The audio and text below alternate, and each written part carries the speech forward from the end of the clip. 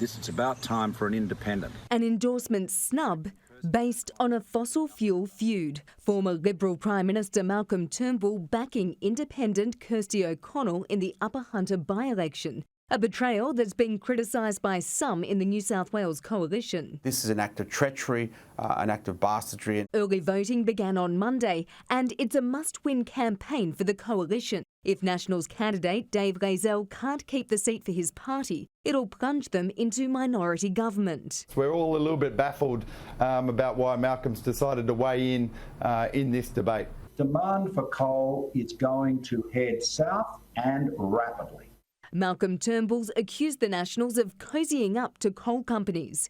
He's described Gladys Berejiklian as a great friend and Premier, but claims the New South Wales Liberal leader doesn't have a free hand on coal mining policy and her deputies calling the shots. Mindlessness and stupidity of the approach that John Barilaro is taking. He's a wrecker, he's a destroyer, he doesn't build, and he wants to lecture people in the regions.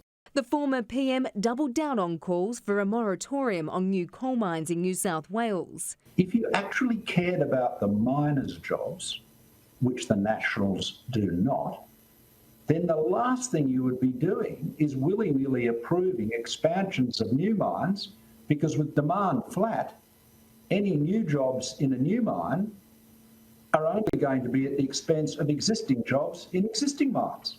Mr Layzell concedes there are some negative views of coal mining in the electorate, but says the industry has many productive decades ahead. It is dependent on the world market, and the world market demands our coal. We supply the best coal in the world, so why wouldn't they buy from us? Voters will head to the polls in the Upper Hunter by-election on May 22. And with the looming federal election, Mr Turnbull hasn't ruled out supporting more independent candidates over those put forward by the party he once led. Shelley Lee, Sky News.